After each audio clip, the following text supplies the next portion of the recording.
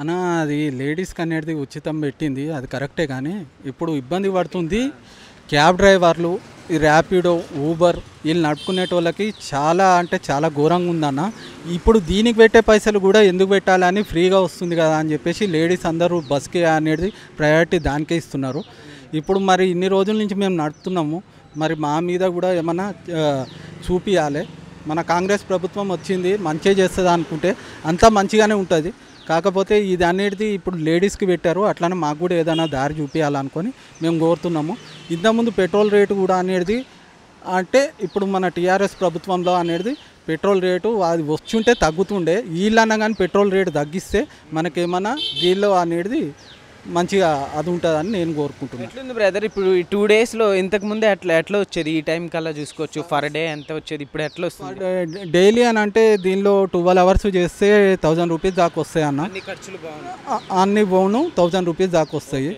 అట్లాంటిది ఈరోజు ఇప్పుడు ఇంత టైం అవుతుంది, మార్నింగ్ నేను 5:30కి వస్తాను, 5:30 నుంచి ఇప్పటిదాకా 300 కూడా కాలేదు. 300 కూడా కాలేదు. మామూలుగా మీరు దీని మీదే డిపెండ్ అయ్యి జీవనాధారం కొనసాగిస్తారన్నా, లేకుంటే లేదు ఫుల్ టైం దీని మీదనే ఇట్లాంటి టైంలో ఇట్లా అయింది. లేకుంటే ఇది బస్సు పథకం అనేది రానప్పుడు అయితే ఇంత ముందు దాకా బాగానే ఉంటుండే, డైలీ ఈ టైంకి ఈవినింగ్ కల్లా అన్న 500-600 అన్న చేస్తుండే. ఈ టైంలో జీవనాధారం ఇదే అయినప్పుడు ఈ కంటిన్యూషన్ ఇది 5 years అమల్లోకి ఉంటుంది కదా, సో ఇట్లా అనుకుంటే మీకు మరి లాస్ జరుగుతుంది కదన్న? లాస్ జరుగుతుందన్న. కాకపోతే అదే ఇప్పుడు ప్రభుత్వం దృష్టికి తీసుకెళ్ళి ఇప్పుడు దీనిలో కూడా మార్పులు ఏమైనా చేయాలి, మా కోసం కూడా ఏమైనా చర్యలు తీసుకోవాలని చెప్పేసి మేము కోరుతున్నాము. అయితే అసలు ఈ పథకం కరెక్టేనంటారా? అంటే లేడీస్ మొత్తానికి పెట్టేసేసి ఇప్పుడు ఆటో వాళ్ళకి కూడా ఇబ్బందిగా ఉంటుంది కదా, సో ఆటో వాళ్ళకి కావచ్చు, క్యాబ్ ఊబర్ బుక్ చేసుకునే వాళ్ళకి. లేడీస్ అని అంటే ఒక దానిలో పోయారా అంటే ఇప్పుడు 5-10 రూపీస్ 20 రూపీస్ దాకా ఛార్జ్ చేస్తారన్న బస్సులో, ఫ్రీగా పెట్టకుండా ఛార్జ్ చేసుకున్నా కానీ ఆటో కుటుంబాల్లో అనేది కొన్ని లక్షల మంది ఉన్నారు. వాళ్ళు ఈఎంఐ కట్టుకుంటూ పిల్లల్ని స్కూళ్ళు, చదువులు, అప్పులు ఇవన్నీ పెట్టుకొని వాళ్ళ కోసం అనేది ఇప్పుడు సపరేటు 5-10 రూపాయలది చూసుకొని మాకు ఇంత లాస్ చేయడం అనేది కరెక్ట్ కాదన్న. మాకు చాలా ఇబ్బందికరంగా అయిపోతుంది. అది మార్చుకొని మాకు కూడా ఏమైనా తీసుకొని ఉంటే ఈ పథకం అనేది క్యాన్సిల్ చేస్తే బెస్ట్ అని నేను అనుకుంటున్నాను. పథకం అనేది క్యాన్సిల్ చేస్తే బెటర్ అంటారు? బెస్ట్ అంటున్నాను నేను. ఎందుకంటే ఇప్పుడు దానిలో వెళ్ళే లేడీస్ కంటే సఫర్ అయ్యే జనాలు చాలామంది ఎక్కువ ఉన్నారు, లక్షలు ఉన్నారు. ఆటో వాళ్ళు ఈఎంఐలు ఇవన్నీ కట్టుకోవాలంటే కాని పరిస్థితి ఇదంతా.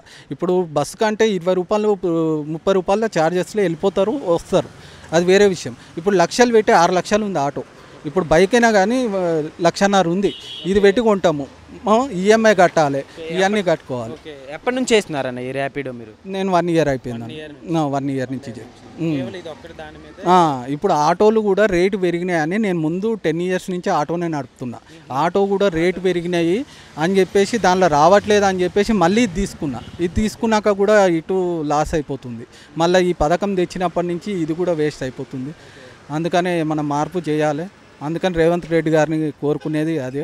ఇప్పుడు ఈ పథకం వలన లాభం పొందే వాళ్ళకంటే నష్టపోయేటోళ్ళు చాలామంది ఉన్నారు.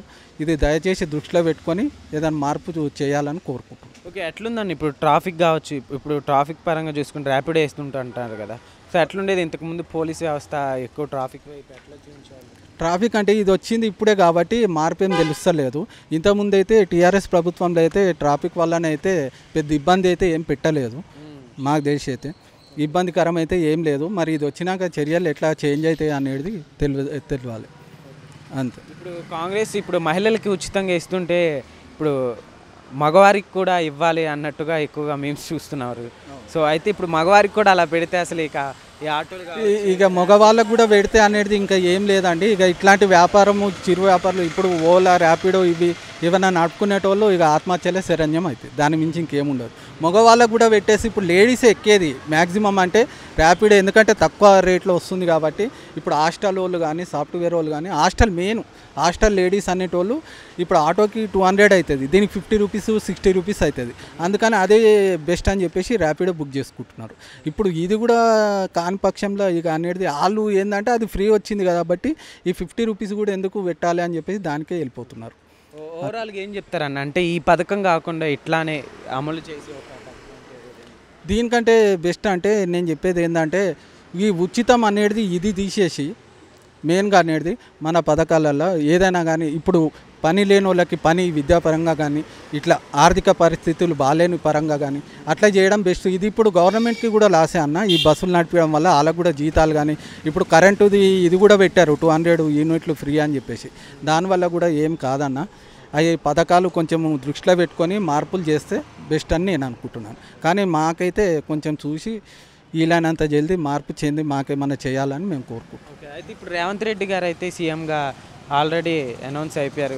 అయితే ఇప్పుడు ఎట్లా ఉందన్న, అంటే రేవంత్ రెడ్డి గారు సీఎంగా? రేవంత్ రెడ్డి గారు అని అంటే రాజకీయంగా కాకుండా అయితే వ్యక్తిగతంగా చూసుకుంటే ఆయన చాలా మంచి మనిషి. కాకపోతే ఆయన అందరికీ జనాలకు మేలే చేస్తారు. కాకపోతే ఇది అనేది 2 సైడ్ల ఇట్లా అవుతుందని ఊహించలేదు. అందుకని ఇది సఫర్ అవుతున్నాం కాబట్టి దీన్ని మార్చుకోవాలని మేము కోరుకుంటున్నాం. Okay brother, thank you.